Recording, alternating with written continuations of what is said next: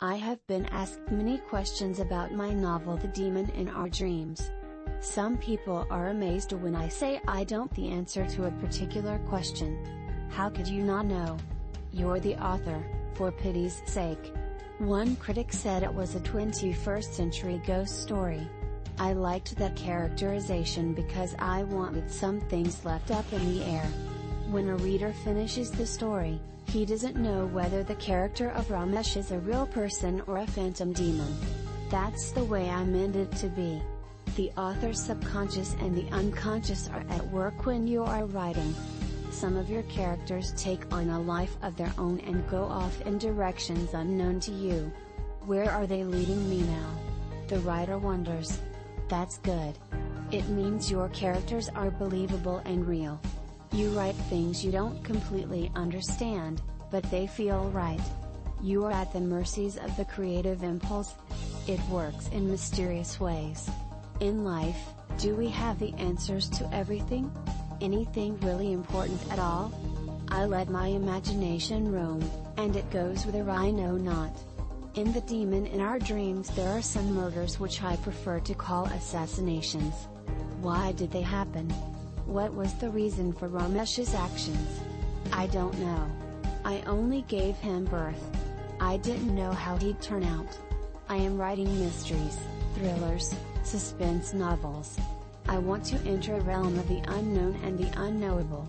It is for each reader to decide in his own mind what the meaning is. There are as many meanings as there are readers out there because each reader brings his intellectual and emotive background to the reading experience. I was thrilled when a critic said my book reminded him of a 19th century ghost story. Something I had never in my wildest dreams thought of. And speaking of dreams, if we can tap into our rich dream experience and share it with the reader, what a marvelous adventure that is for the reader. And so full of unexplained and unexplainable elements. Remember how Alfred Hitchcock in his movies such as Spellbound used the luscious symbolism of the dream world. Using cinematic techniques he conveyed the inner workings of his characters' minds. He was able to visualize their dreams. Life is too complicated and varied for an author to give only answers. He should always be posing questions. If he has the answer to everything in his work, then his readers probably do as well. And where is the fun and mystery in that? Often a writer implies more by what he leaves unsaid. Often when we read Henry James, if we are able to parse our way through his convoluted sentences, we think, I wonder what he meant by that?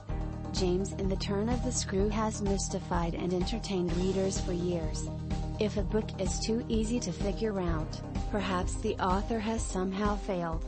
James Joyce is difficult to decipher, but he is worth getting to know. He certainly leaves the reader guessing. In my first terrorist thriller None Lives Too Many, the plot and situations seemed fairly straightforward and above board. At the end, however, we find that the skeptical and in some ways paranoid detective Denny Delaney is full of questions. He isn't quite satisfied. He has a lot of questions with no answers in sight.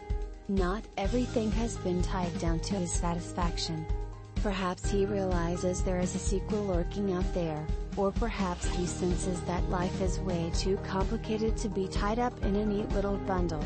He wonders, and I try to get my readers wondering, thinking about alternatives, thinking about their lives. Sometimes readers give better answers to the questions raised by my books than I could. That's as it should be. Two heads are better than one, and hundreds of minds are infinitely better. A reader brings his own experience which may be wider and more diverse than the writer's. The writer may not be able to see the forest for the trees. Often a writer doesn't know or understand the deeper implications of what he is writing, he just feels impelled and compelled to write certain things. We are all dipping into that huge well of the collective unconscious and drawing out our own visions and interpretations. We dip our pens into the murky ink of the unconscious and look and wonder at what we come up with. In my novel The Demon in Our Dreams I was creating characters that I was very satisfied with. I did not find all of them to be disagreeable or unlikable, but yet readers found them so. There is one female character in the book other characters called bitchy. I did not find her bitchy and didn't mean the character to come out that way. Readers had adopted the opinions and viewpoints of my other characters, and yet that's not the way I saw her. But if readers saw her in that light, that doesn't make them wrong. I probably implanted features in her character and attitude that others saw, and that I failed to catch. She got out of my grasp and became herself rather than the person I thought I was creating. She took on a life of her own, and I guess when the votes were tallied, she really is a bitchy person. I can no longer answer for her.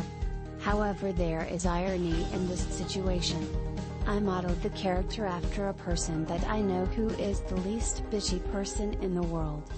But, you see, I had her doing and saying things in the book which she didn't do in real life, and thus her character changed. Perhaps my model under stress would have become this disagreeable person. When next you ask an author a question about his book, don't necessarily expect that author to give you a simple or satisfactory answer or any answer at all for that matter. Why did Picasso distort and contort that figure and then paint him scarlet? Only his muse knows the answer. Reading is in reality as much a creative experience for the reader as writing is for the writer. The reader not only has questions for the writer but also answers. The reader should approach a novel as an open-ended piece requiring the reader's skill at translation and interpretation.